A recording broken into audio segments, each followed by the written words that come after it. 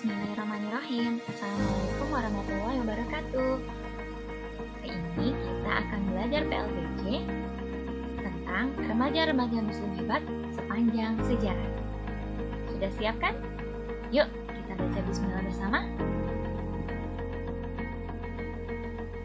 Remaja muslim yang hebat yang pertama adalah Usamah bin Zaid.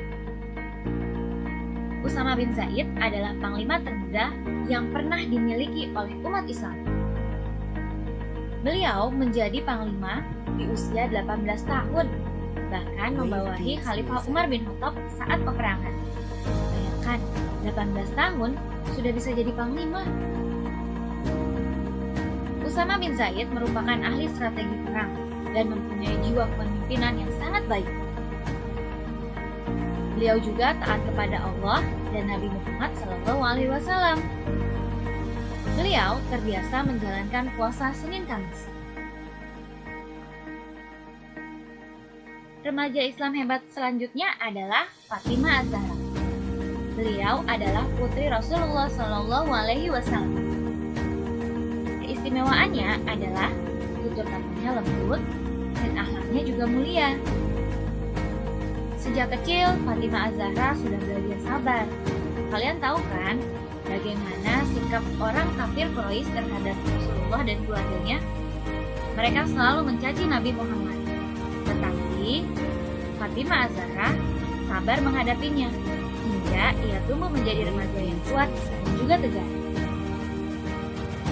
Fatimah Az-Zahra juga hidup sederhana, walaupun ia tumbuh dari keluarga yang berada, tapi ia tidak suka bermewah-mewahan. Dia juga pekerja keras, lagi dermawan. Dia pernah loh memberikan kalung yang diberikan Ali bin Abi Thalib kepada seseorang yang kelaparan. Ibu dermawan ya. Fatimah Az-Zahra juga sangat mencintai orang tuanya. Tahukah kalian, sejak ibundanya Khadijah radhiyallahu anha meninggal, Fatimah menggantikan posisi ibunya. Fatimah harus mengurus rumah, membereskan, dan juga mendukung dakwah ayahnya. Fatimah Az-Zahra juga pemberani. Saat ayahnya dilempari kotoran oleh kaum kafir Quraisy, Fatimah datang membelanya. Dia tidak takut. Fatimah Az-Zahra adalah seorang muslimah yang gemar menolong. Bahkan ia turut serta loh dalam perang. Ia menyiapkan logistik keperluan perang, menyiapkan makanan dan minuman, juga mengobati luka-luka korban perang. Hebat ya? Remaja Islam hebat selanjutnya adalah Zaid bin Sabit. Ia dikenal sebagai pena Rasulullah. Di usianya yang ke-13 tahun, Zaid bin Sabit telah menguasai bahasa Ibrani dan juga bahasa Syria. Tidak heran jika Rasulullah memilihnya sebagai penterjemah Rasulullah untuk berkomunikasi dengan orang-orang Yahudi. Zaid bin Sabit juga remaja yang cerdas. Ia mampu menghafal ayat-ayat Al-Quran. Rasulullah memintanya untuk menuliskan ayat-ayat Al-Quran ke dalam mushaf. Tahukah kalian bahwa menuliskan ayat-ayat Al-Quran ke dalam mushaf bukanlah pekerjaan yang mudah pada saat itu? Karena Zaid bin Sabit harus mengumpulkan ayat-ayat yang tertulis di kulit binatang, di kulit tumbuhan, daun-daun, dan lainnya. Jadi, Rasulullah mempercayakan Zaid bin Sabit karena Zaid bin Sabit adalah remaja yang sangat cerdas. Selanjutnya, ada dua sahabat pemberani yang bernama Mu'az bin Amr bin Jamuh dan Muawis bin Afra. Saat itu, Mu'az bin Amr bin Jamuh berusia 14 tahun, sedangkan Muawis bin Afra berusia 13 tahun. Hampir seusia dengan kalian ya. Saat usianya masih sangat belia, mereka ikut serta dalam perang Badar. Bahkan mereka berhasil mengalahkan Abu Jahal, seorang komandan dari kafir Quraisy yang terkenal mahir dalam berperang dan dikawal sangat ketat oleh pasukannya. Tetapi atas keikhlasan perjuangan dua sahabat pemberani ini, tekad kuat serta pertolongan dari Allah, kedua sahabat ini mampu mengalahkan Abu Jahal dalam perang Badar. Mu'az bin Amr bin Jamuh kehilangan tangannya saat itu. Tahukah kalian, tangannya tertebas oleh pedang dan ia menariknya sendiri hingga putus. Sedangkan Muawiyah bin Afra, ia syahid di perang itu. Ia kehilangan nyawanya. Pemuda Islam hebat selanjutnya adalah Uwais Al-Qarni. Uwais adalah seorang pemuda yatim. Ayahnya telah lama meninggal dunia. Ia tinggal bersama ibunya. Ia sangat menyayangi ibu. Uwais bekerja sebagai penggembala domba-domba para tetangganya. Uwais Al-Qarni tinggal berjauhan dengan Rasulullah. Ia tinggal di Yaman. Tapi ia sangat ingin bertemu dengan Rasul. Ia pun rela menempuh perjalanan jauh untuk bertemu dengan Rasul. Sayangnya, ketika tiba di rumah Rasul, ternyata Rasulullah sedang tidak ada. Uwais pun menunggu kepulangan Rasulullah. Tetapi saat ia menunggu, hati Uwais merasa gelisah. Ia teringat ibunya yang berada sendirian di rumah. Dengan berat hati, ia berpamitan dan pulang tanpa bertemu dengan Rasul. Suatu hari, ibunya menyampaikan bahwa ia ingin sekali naik haji. Uwais merasa sedih karena Uwais sangat miskin. Ia tidak memiliki unta untuk berkendara sampai ke Mekah. Tetapi dalam hatinya, ia benar-benar ingin mewujudkan mimpi sang bunda. Uwais pun membeli anak lembu. Untuk apa ya? Anak lembu itu digendong setiap hari oleh Uwais, naik turun bukit. Orang-orang menganggap Uwais gila. Uwais gila, Uwais gila. Begitu orang-orang mengejek Uwais. Setelah berbulan-bulan, bumbunya menjadi besar. Dan ternyata badan Uwais juga menjadi besar. Tahukah kamu, saat badan Uwais sudah besar dan kuat, Uwais mengajak ibunya untuk naik haji ke Mekah. Dan Uwais menggendong ibunya dari Yaman menuju Mekah. Wah, jaraknya ratusan kilometer. Ternyata Uwais menggendong lembu itu adalah sebagai sarana latihan agar tubuhnya kuat menggendong ibunya sampai ke Mekah. Wah, luar biasa ya Uwais. Setelah tiba di depan Ka'bah, ibunya menangis haru karena Uwais berhasil membawanya ke depan Ka'bah. Di sana ibunya memohon kepada Allah agar Allah mengampuni dosa-dosa Uwais. Tahukah kalian? Uwais berkata, cukup ridho dari ibu yang membawa kita. Wah, ibunya pasti sangat bangga ya mempunyai anak yang patuh seperti Uwais. Kalian pasti mau juga ya menjadi penghuni surga karena ridho dari ibu. Maka kita bisa belajar dari Uwais Al-Qarni, rela berkorban untuk ibu, karena di telapak kaki ibulah ada surga untuk kita. Remaja hebat selanjutnya adalah Muhammad Al-Fatih, atau biasa dijuluki dengan pedang maut. Wah, siapa sih yang tidak tahu kehebatan kemasyhuran Muhammad Al-Fatih?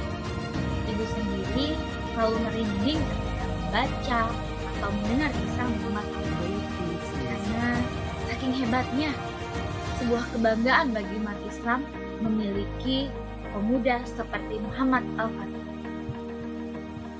Di usianya yang baru menginjak 19 tahun, Muhammad Al-Fatih telah menggantikan ayahnya sebagai sultan. Bayangkan, 19 tahun berarti sekitar anak-anak kuliahan, tapi dia sudah mampu menjadi sultan. Di bawah kepemimpinan pemuda soleh ini, Islam mampu menaklukkan benua Eropa, benteng imperium terkuat Bizantium pada masanya. Banyak negara, banyak panglima, banyak sultan yang sudah berusaha menaklukkan benua Eropa, tetapi tidak pernah ada yang berhasil. Siapa sangka pemuda berusia 21 tahun pada saat itu berhasil merebut kekuasaan Romawi. Dan tahukah kamu bahwa Islam berjaya selama 500 tahun setelah Al-Fatih berhasil merebutnya? Al-Fatih juga mengganti nama Konstantinopel menjadi Istanbul, yang artinya Islam seluruhnya. Sekarang kita kenal dengan nama Turki. Sejak kecil, Al-Fatih dididik dengan baik. Masa remajanya diisi dengan belajar dan beribadah. Tidak heran ya kalau Al-Fatih menjadi ahli di bidang kemiliteran, sains, matematika, dan menguasai 6 bahasa. Al-Fatih terkenal pemberani, cerdas, tenang, sabar menanggung derita dalam berbagai peperangan, tegas dalam mengambil keputusan, mampu mengontrol diri, dan berjiwa pemimpin. Bangga sekali. Ketika ditanya, apakah rahasia kehebatan Al-Fatih sampai mampu menaklukkan benua Eropa? Ternyata jawabannya adalah Al-Fatih selalu khusyuk dan ikhlas dalam beribadah. Bahkan ia tidak pernah meninggalkan sholat tahajud sekalipun sampai kematian. Ia selalu bermunajat kepada Allah jika di malam yang sunyi, berzikir dan berdoa memohon kepada Allah agar diberi kemudahan. Inilah mengapa Al-Fatih disebut pedang malam. Setiap kali akan merebut kekuasaan bangsa-bangsa yang zalim, Al-Fatih selalu berkhutbah di depan pasukan. Ia mengingatkan para tentaranya tentang keutamaan doa, memuliakan niat lillahi ta'ala, dan meminta pertolongan Allah. Selanjutnya, mereka berdoa dan berzikir bersama. Al-Fatih selalu menebarkan kasih sayang Islam di wilayah-wilayah yang telah ia taklukkan. Tidak heran Al-Fatih dicintai oleh banyak umat. Luar biasa ya, pemuda saleh ini hebat dan pemberani. Bangga sekali kita sebagai umat muslim memiliki remaja hebat seperti Al-Fatih. Itulah tadi beberapa tokoh remaja-remaja hebat muslim yang bisa kita jadikan teladan. Masih banyak remaja-remaja muslim lainnya yang tak kalah hebat. Nah, kalian jika mau mengambil pelajaran, mencontoh, meneladani sikap-sikap positif para remaja-remaja Islam yang berhasil membawa kejayaan dunia Islam, maka yakinlah bahwa remaja saat ini juga akan mampu membawa kejayaan negara dan agama kita. Nah, ini nih, ada 10 ciri pribadi muslim. Perhatikan baik-baik ya, dan coba pelajari, lalu laksanakan. Kalau kalian melaksanakan, berusaha untuk menjadi pribadi muslim yang baik, insya Allah kalian akan tumbuh menjadi remaja-remaja yang hebat seperti yang tadi kita sudah pelajari. Kalian juga akan bisa membawa negara dan agama ini menuju kejayaan. Jadi remaja itu bisa hebat juga loh, nggak seperti yang pertemuan kemarin kita pelajari. Remaja yang nakal-nakal itu, setelah kalian pelajari, memahami, dan menghayati tentang materi kita tadi sebelumnya, maka jawablah pertanyaan berikut ini ya. Jawab di buku tulismu, kerjakan dengan baik, kerjakan dengan hati, lalu kirim.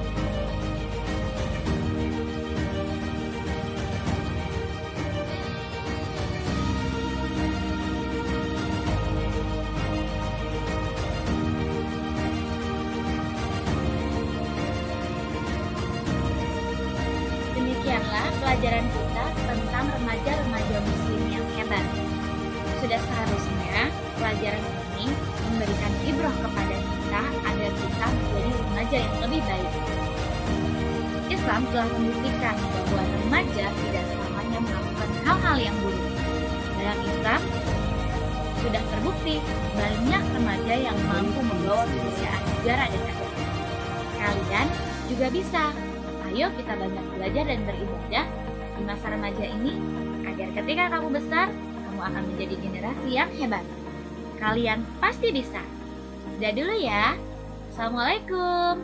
Semoga bermanfaat.